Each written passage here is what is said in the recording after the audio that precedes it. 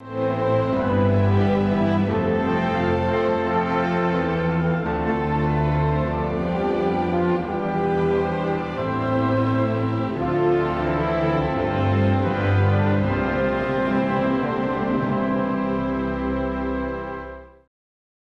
본문의 사건은 3장에서 성전 미문에 앉은 안전뱅이를 일으키는 사건이 발생합니다.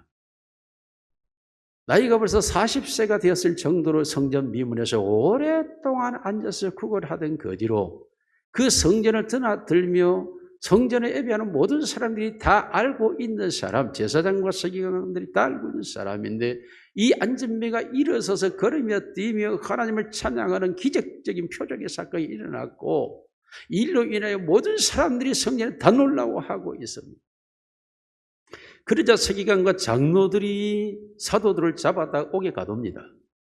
그러나 백성들의 너무나 많은 이야기들이 들려오니까 그들을 공회 앞에 세워놓고 그러면 재판을 하자 하고, 사내들인 공회와 같이 예수님을 재판했던 얀나스와 그리고 그 가문과 그리고 가야바, 실제적 대제사장 가야바죠. 이 얀나스는 가야바의 장인이에요.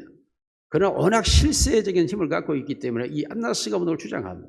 얀나스와 가야바와 그리고 알렉산더와 요한과 그 당시의 제사장 가문들이 다 모여서 사도들을 세워놓고 누구의 이름으로 이 일을 행하였느냐라고 신문합니다. 이때 베드로가 성경에 보니까 성령이 충만하여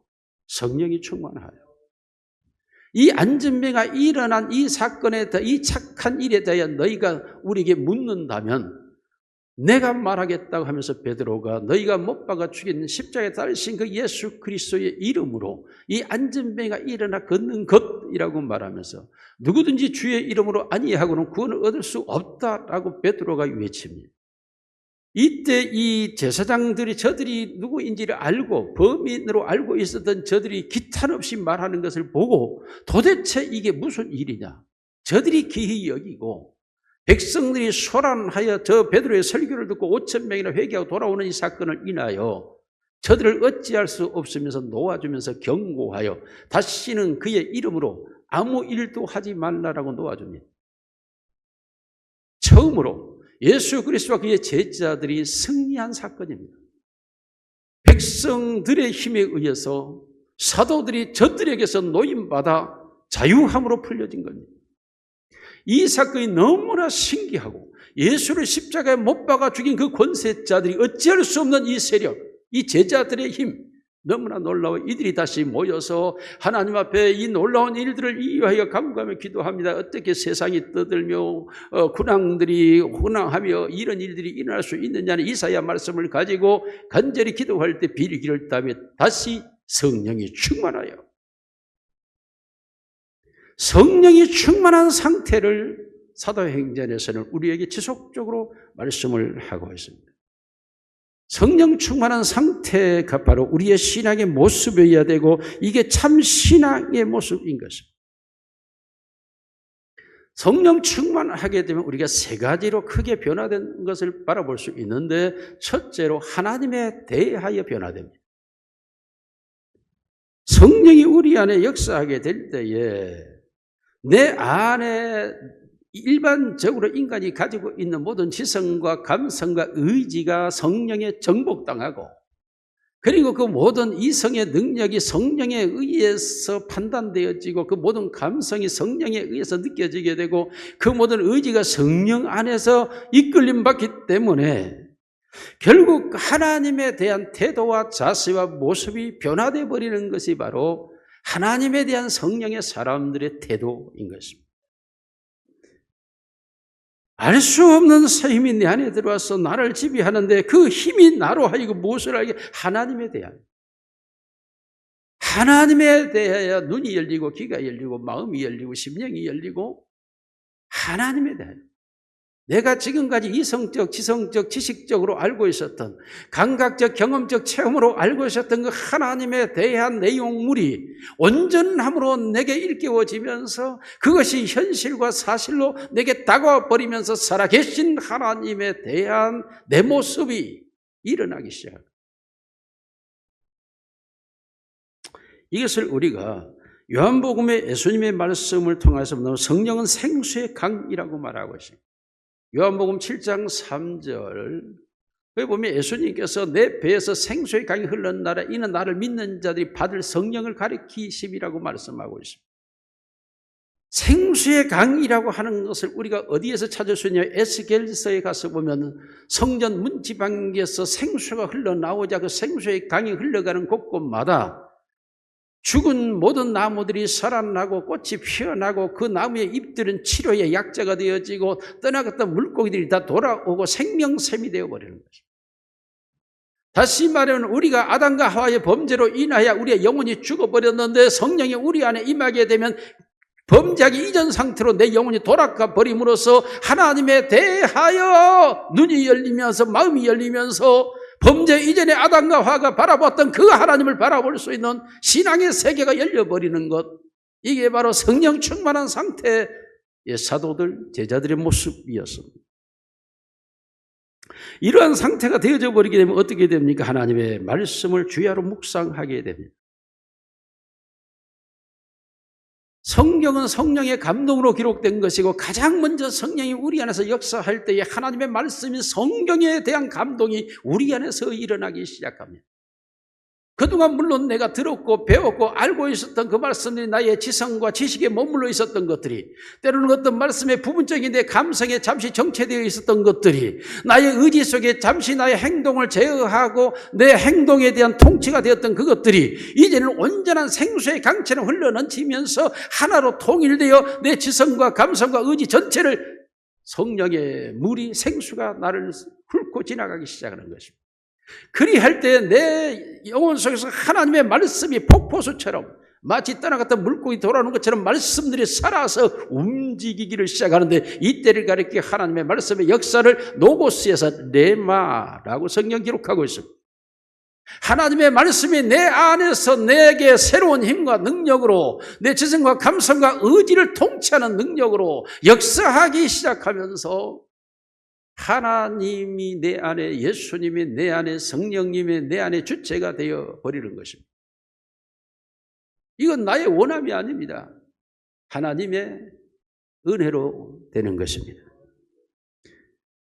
요한복음 17장 17절 말씀을 보면 같이 있습니다. 시작. 그들을 진리로 거룩하게 하옵소서. 아버지의 말씀은 진리. 놀라게도 진리, 예수 그리스도가 내가 진리라, 진리가 들어가는 그 진리는 말씀인데 그 말씀이 내 안에 들어와서 나를 거룩하게 구별되게 만들어 버린다는 것입니다. 이전에 내가 가지고 있었던 취미, 이전에 내가 가지고 있었던 가치, 이전에 내가 가지고 있었던 그 모든 것들을 다 말씀으로 바꿔버리는 것. 말씀화되어 버리는 내 자신을 내가 보게 되는 것입니다.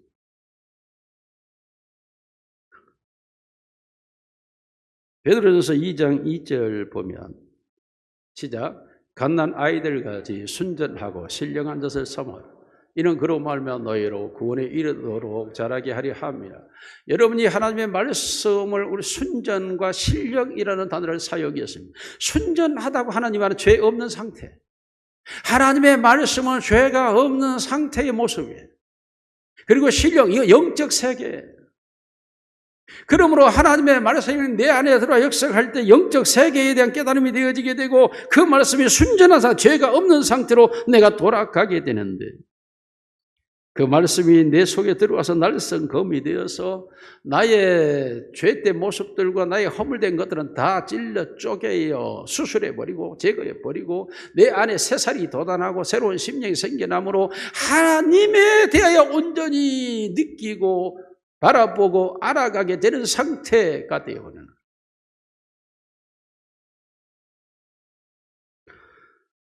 여러분, 이와 같은 하나님의 말씀이 내 안에 떠나지 않는 것은 하나님의 예수님의 성령이 내 안에서 떠나지 않고 주 이하로 내 안에 묵상되어지고 있는 상태. 이러한 상황이 되어지게 되면 어떻게 돼? 하나님을 향한 예배자의 마음이 계속 지속적, 반복적, 종일토록 쉴 새 없이 가동되기 시작합니다. 성령은 예배의 영입니다. 그러므로 하나님을 예배하는 신령과 진리로 성령과 말씀으로 예배한다는데, 말씀으로 역사하는 성령은 나로 하여금 하나님을 향한 예배자로 나를 바꿔버리는 것입니다. 그러므로 내 심령 속에서, 내 영혼 속에서 하나님을 향한 예배가 떠나지 않습니다. 다시 말하면 예배는 하나님과의 교제와 만남이죠. 하나님과의 소통이 멈추지 않습니다. 하나님과의 교제가 쉬지 않습니다. 내 영혼 속에서 주의하러 잠을 잘 때도, 길을 걸어갈 때도, 일을 할 때도 하나님에 대한 의식이 지속적으로 나를 지배하게 돼요. 그러므로 하나님과의 소통이 계속되기 때문에 이때는 혼잣말도 하게 됩니다. 왜입니까? 하나님과 지금 말하고 있기 때문에. 혼자 여러 가지 이야기를 할 수도 있습니다. 하나님과 지속적인 소통 상태이기 때문에. 그러므로 내 속사람은 끊임없이 하나님과 말하고 있습니다. 끊임없이 하나님과 관계하고 있습니다. 쉴 새 없이 하나님을 향하여 하나님의 뜻이 내게 들어오고 내가 하나님을 향해 말하는 것이 내 안에서 반복적으로 이루어져 가고 있습니다. 이와 같은 상태에서 자연히 성령은 우리로 하여금 하나님을 예배하는 과정에서 우리를 찬양으로 인도합니다. 에베소 5장 18절 말씀을 같이 읽습니다. 시작. 술 취하지 말라. 이는 방탕한 것이니 오직 성령으로 충만함을 받으라. 시와 참여와 신령한 노래하며. 성령 충만하게 되면 시와 찬송과 신령한 노래가 내 안에서 쉬지 않고 흘러나오기 시작합니다. 그러므로 하나님을 향한 찬양이 멈추지 않습니다. 잠을 자면서도 찬양합니다. 길을 가면서 찬양합니다. 밥 먹으면 찬양, 일하면서 찬양합니다. 그러므로 찬양이 내 입에서 멈추지를 않아요. 끊임없는 찬송이 나를 지배하기 시작합니다. 나의 힘이 되신 여호와여, 내가 주를 사랑한다. 여호와는 나의 목자시니 네가 부족함이 없으나 예수로 나의 구주를 삼고 성령과 피로써 거듭나니. 쉬지 않는 찬양이 내 안에서 반복적으로 하나님을 향하여 일어나는. 여러분, 멈출래야 멈추어지지 않습니다. 중단하랴 중단되지 않습니다. 내가 아니온 하나님의 성령이 내 안에서 행하고 있는 일이기 때문에 그렇습니다. 이와 같은 찬양은 끊임없이 하나님을 사랑하게 되고 하나님의 축복을 노래하게 되고 하나님의 역사를 기이하게 여기게 되고, 그러므로 나의 하나님, 나의 하나님, 나의 하나님이라는 머물지가 않습니다. 여러분, 이런 상태에 하나님께 감사함으로 나아가게 되죠. 하나님에 대한 깨달음이 생겨나기 때문입니다. 에베소 5장 20절 같이 읽습니다. 시작. 범사에 우리 주 예수 그리스도의 이름으로 항상 아버지 하나님께 감사하며. 하나님 아버지께 감사하며. 누구의 감사가 아닙니다. 하나님 아버지께 감사함이 내 안에서 지속적으로 발현되기 시작합니다. 내 영혼 속에서 하나님을 향한 감사가 떠나지를 않습니다. 가끔 병이 생긴 것도 감사합니다. 인간의 약함을 깨닫게 하기 때문입니다. 지독한 고독감에 사로잡혀 있었던 때를 감사합니다. 주님과 가까워졌던 시간이기 때문입니다. 일이 계속 위태로움을 인하여 감사합니다. 인간의 교만을 버리고 하나님을 의지하는 상태로 만들어가기 때문입니다. 자녀들을 위하여서 감사합니다. 자녀들이 무거운 짐이었는데 내가 인간됨의 보람을 자녀를 통하여 느끼기 때문입니다. 먹을 것이 없음을 인하여 감사합니다. 굶주림의 서러움을 영혼의 부유함으로 채워가기 때문입니다. 그러므로 하나님을 향하여 끊임없는 감사가 쉬지 아니하고 성령이 말한 대로 쉬지 않고 기도하는, 기도가 멈추지를 않습니다. 하나님을 향하여 쉬지 않는 기도가 지속적으로 일어납니다. 성경에 쉬지 않고 기도할 수 있나요? 사람은 그럴 수 없죠. 하나님의 성령이. 여러분, 우리가 의식적으로 하나님을 예배하려고 해도 예배가 안 됩니다. 우리가 의식적으로 나 하나님 찬송하며 살리야 안 됩니다. 나 쉬지 않고 하나님께 기도하며 살 안 되죠. 우리의 신앙인들이 모두의 바람이 그것 아닙니까? 하나님에 대한 바른 관계를 가지고 살아가는 걸 원하는 것은 우리 모두 마음 아닙니까? 그런데 안 되죠. 그래서 우리가 힘들어하고 괴로워하고 고통스러워하지 않습니까? 그러나 하나님의 성령이 충만해지면 놀랍게도 그 성령은 우리로 하여금 하나님에 대하여 태도를 바꿔버려요. 하나님의 존재가 실존으로 내게 있습니다. 여러분, 그러므로 자연히 이 감사하는 마음 속에서 하나님을 향하여 헌신하는 태도로 나아가게 되죠. 하나님 앞에 내 모든 삶이 드려지는 삶으로 먹든지 마시든지 무엇을 하되 하나님의 영광을 위하여 한다라는 그 태도가 머리에 머물렀던 것이 내 무의식 세계 속에 형성되고 내 삶이 되고, 사도행전 같이 읽겠습니다. 5장 41절 42절. 사도행전 5장 사도들은 그 이름을 위하여 능력받는 일에 합당한 자로 여기심을 기뻐하면서 공양하다. 능력받는 일에 합당한 자. 주를 위하여서 내가 능력. 단순한 고통이 아니야. 단순한 모욕이 아니야. 단순한 비판이 아니야. 비방이 아니야. 능력. 이 처참한 상황을 받는 것을 기뻐하는 거야. 주를 위하여. 주를 위하여 자기 자신이 능력받는 상태를 조금도 주저하지 않습니다. 이와 같은 헌신의 자로 나아가는 것이 예수님께서 너희가 내 십자가를 지고 나를 따르는 자에 내게 합당하고 참 내 제자.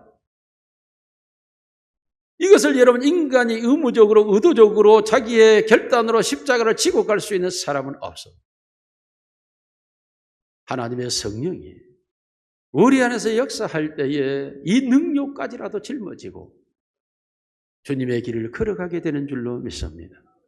이와 같이 성령이 충만한 상태가 하나님에 대해 올바른 태도를 갖게 되는 것이죠. 성령 충만하시기를 주의 이름으로 축원합니다.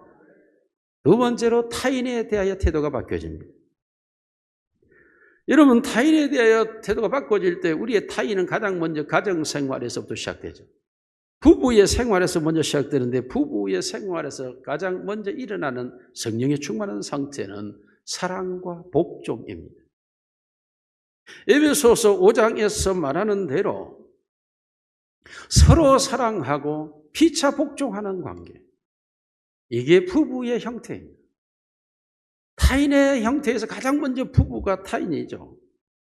이런 부부라고 하는 것은 인간관계에서 가장 멀고도 가장 가까운 관계, 가장 사랑하면서도 가장 미워할 수 있는 관계, 가장 필요하면서도 가장 짐이 되는 관계, 가장 소중하면서도 때로는 가장 불필요한 존재가 바로 부부입니다. 그런데 이러한 부부의 속에서 항상 갈등하고 범민하며 살아가던 부부의 삶 속에 하나의 룰이 생겨납니다. 사랑과 복종이라고 하는 룰이 서로에게 형성되어 버린 것입니다. 하나님의 성령이 사랑하는 부부를 향하여 사랑과 복종의 상태를 만들어버리는 거예요. 아니, 사실 사랑은 복종이고 복종은 사랑이에요. 사랑하기 때문에 복종할 수 있는 것이고 복종하는 것은 사랑 이외에는 복종이 안 되는 겁니다. 인간은 결코 복종의 존재가 아니에요. 죄가 교만을 일으키기 때문에 복종하지 않습니다. 어느 때 복종합니까? 사랑할 때. 사랑할 때 복종하게 되는 것이기 때문에 사랑과 복종은 하나예요. 사랑하기 때문에 복종하는 것이고 복종하는 건 사랑의 힘이에요. 그러므로 부부가 사랑과 복종으로 하나 되어지는데 이 모습을 가리켜 성경은 말하기를 교회와 그리스도에 대한 것이라고 말하고 있습니다. 예수님께서 교회를 위하여 자신의 목숨을 피 흘려 주고 값주고 하나님께 복종시켰고 이가 바로 죄인들을 사랑한 주님의 마음이었다고 말했습니다. 교회가 예수 그리스도의 피로 값주고 팔리움을 위해서 그리스도의 사랑을 받은 자로서 그리스도에게 순교적 사명으로 복종하는 태도, 이게 교회예요. 이것이 그리스도와 교회의 모습이 바로 남편과 아내, 부부의 모습이라고 말하면서 가장 근본적으로 그리스도 안에 있는 부부는 서로 사랑하고 복종하는 관계라고 말하고 있습니다. 평화의 가정을 이루어가는 거죠. 로마서 12장 18절 말씀 같이 읽습니다. 시작. 할 수 있거든 너희로서는 모든 사랑과 더불어 화목하라. 이게 평화하라. 모든 사랑과 더불어 평화해야 돼. 하나님의 성령은 하나 되게 하신 것, 이걸 지켜라. 이것이 평화의 세계, 평화의 세계. 성령은 갈등과 분쟁을 유발하지 않습니다. 성령은 평화로 화목을 이루어가는 게 성령의 능력이죠. 성령의 사람들은 모든 사람과 더불어 평화해야 할 줄로 믿습니다. 그러기 위해서는 용서의 담을 지나야 되죠. 용서의 강을 건너야 평화의 들녘을 만나게 되는 것 아닙니까? 용서의 강을 건너야 되는 거예요. 우리 속에 모든 사람을 용서할 수 있어야 평화의 들녘으로 가게 되는 겁니다. 예수님께서는 이 말씀에 대해 우리에게 놀라운 말씀을 하고 있죠. 마태복음 18장 21절 이하의 말씀. 에베소 3장 16절 시작.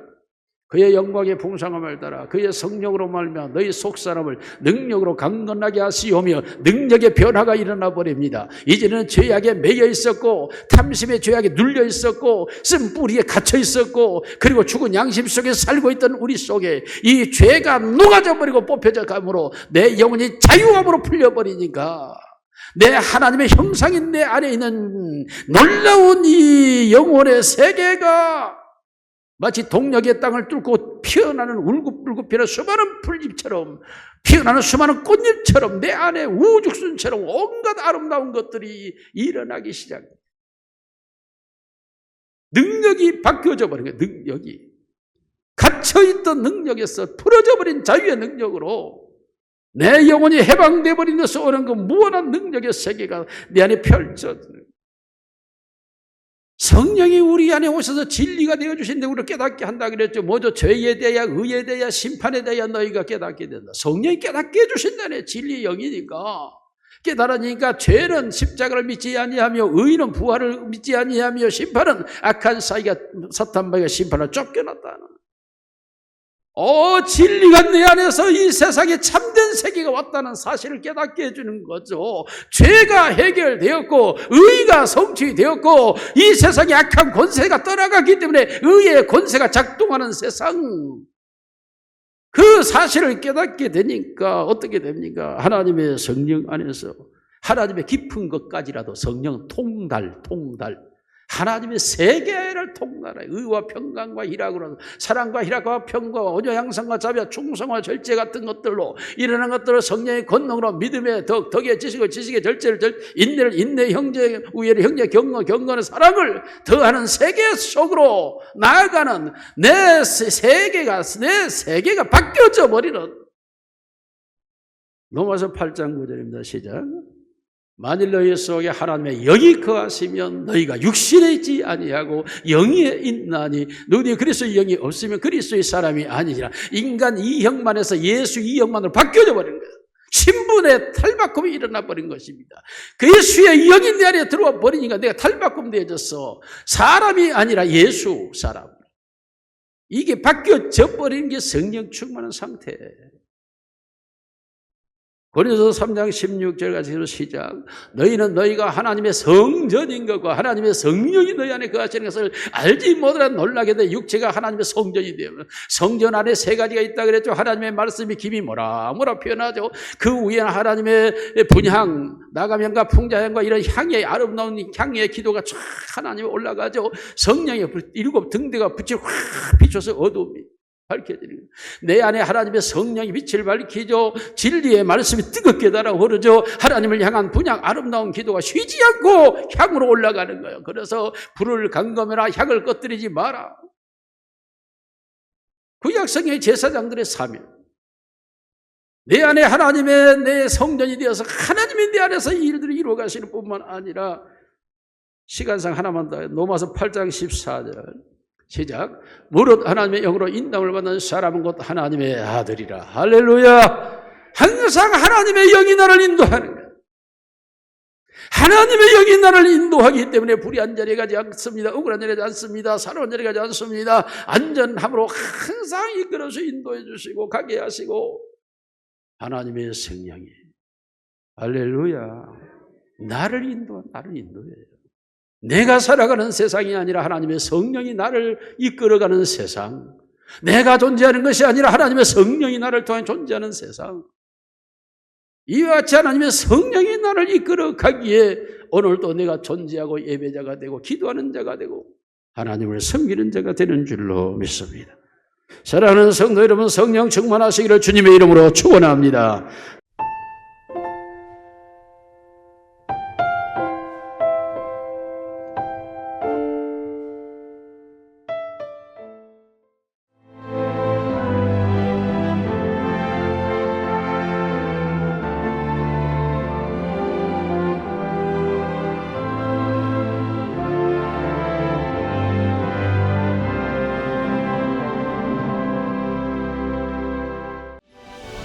일 년 12달 흥겨운 축제로 가득한 섬.